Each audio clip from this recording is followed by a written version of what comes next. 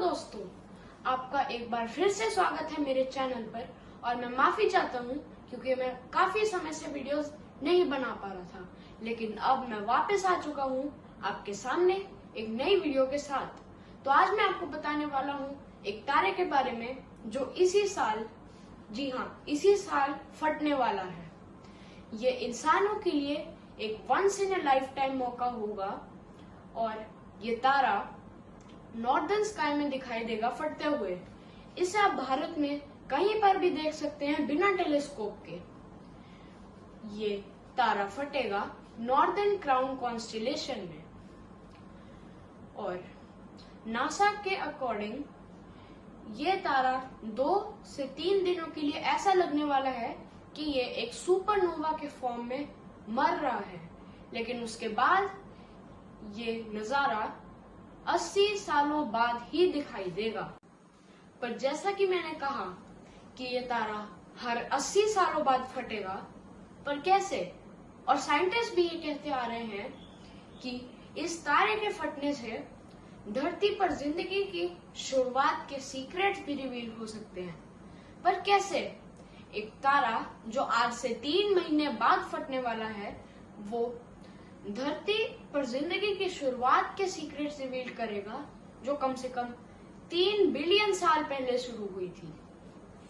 तो इन सभी सवालों के जवाब हम जानेंगे आज की इस वीडियो में।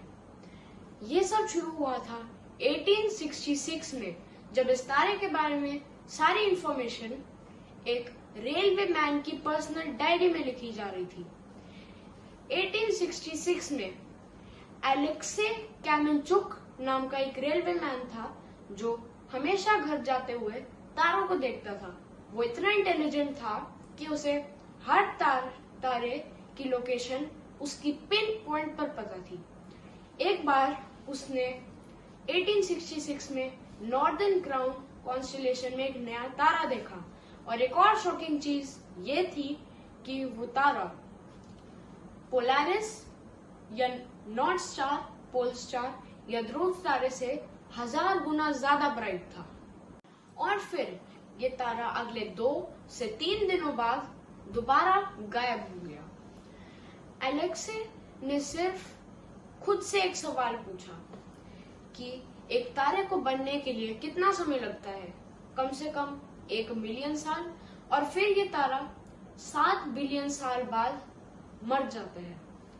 एलेक्से तो था सिर्फ एक रेलवे मैन, इसलिए अगर वो चाहता तो सिंपली इस तारे को इग्नोर कर सकता था, लेकिन उसने नहीं किया। उसने सोचा कि अगर वो तारा फट भी गया होगा तो उसने कोई ना कोई क्लू तो पीछे छोड़ा ही होगा। इसलिए वो रोज रात को अपने टेलीस्कोप से इस तारे के क्लूज को ढूंढने में लग गया। फिर एलेक्से ने नोटिस किया कि रिमेन्स तो दूर की बात है, पूरा का पूरा तारा ही वही था, लेकिन वो इतना ज्यादा डिम था कि सिर्फ एक टेलीस्कोप के द्वारा ही देखा जा सकता था। और इसी चीज ने एलेक्से को तारे को लेकर और क्यूरियस बना दिया। इसलिए एलेक्से इस तारे की हर रोज की ब्राइटनेस को रिकॉर्ड करने लगा।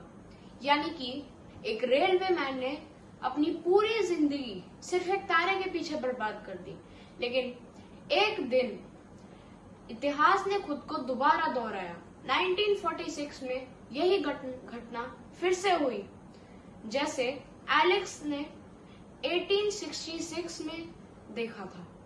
पहले 1866 में, फिर 1946 में, और अब दोबारा 2016 में ही सेम पैटर्न्स को रिकॉर्ड किया गया। 2016 में एस्ट्रोनॉमर्स के एक क्रू ने इस स्टार के अजीब बिहेवियर को रिकॉर्ड किया। ये तारा हर आम तारे की तरह डिम ब्राइट पैटर्न को तो फॉलो कर रहा था, लेकिन हर 4 से 5 सालों में, जो एक तारे के लिए बहुत ही कम समय है, इतने समय में ही ये अपनी ब्राइटनेस को घटा रहा था। इन एस्ट्रोनॉमर्स के क्रू ने भी समय को बैक ट्रेस करना शुरू कर दिया और फिर उन्हें पता लगा कि एक आदमी ने पहले से ही इस तारे पर रिसर्च करके रखी हुई है। इससे एस्ट्रोनॉमर्स को पता लगा कि जो चीजें 1866 से 1946 के बीच में हुई थी, वो सेम चीजें अब 1946 से 2024 के बीच में होने वाली है। इन एस्ट्रोनॉमर्स के क्रू ने सारे डाटा को सही तरह से प्रेडिक्ट इसलिए किया क्योंकि उन्होंने स्टार की ब्राइटनेस का एक ग्राफ बना लिया 1866 से 1946 के बीच में। लेकिन 1946 में इस तारे की ब्राइटनेस ड्रास्टिकली बढ़ गई और वही पीक ऑफ ब्राइटनेस हमें देखने को मिलेगी सितंबर 2024 में। साइंटिस्ट्स ने एक और बहुत ही जरूरी चीज को भी डिस्कवर किया है, जो है कि जिस जगह पर ये सब एक्सप्लोजन्स 80 सालों बाद हो रहे हैं, ये जगह सिर्फ एक तारे की नहीं है बल्कि एक बाइनरी सिस्टम है। बाइनरी सिस्टम का मतलब कि दो तारे एक दूसरे के अराउंड मूव कर रहे हैं। ये बाइनरी सिस्टम है एक व्हाइट ड्वार्फ का और एक रेड ड्वार्फ का। व्हाइट ड्वार्फ होता है एक तारा जो एक मरे हुए तारे से बनता है, यानी कि एक तारे का कोर, और रेड ड्वार्फ होता है सिर्फ एक बूढ़ा तारा। लेकिन ये एक्सप्लोजन्स हर 80 सालों के बाद देखने को क्यों मिल रही है? क्योंकि साइंटिस्ट्स ने ये डिस्कवर किया है कि व्हाइट ड्वार्फ इस बाइनरी सिस्टम में बड़ा तारा है, इसलिए वो दूसरे रेड ड्वार्फ से मास हर 80 सालों में खींच रहा है और इस प्रोसेस को कहा जाता है नोवा। लेकिन मैंने जैसे वीडियो के शुरू में कहा था कि ये एक्सप्लोजन्स हर 80 सालों बाद हो रही हैं, लेकिन 2016 में जब ये आखिरी बार हुई तो 2016 से 2024 तक 80 सालों के सामने तो ये बहुत ही कम समय है। लेकिन ये 2024 में इसलिए हो रही हैं क्योंकि अब जो रेड ड्वार्फ है उससे सारा मास खींच लिया गया है, व्हाइट ड्वार्फ ने सारा मास खींच लिया है।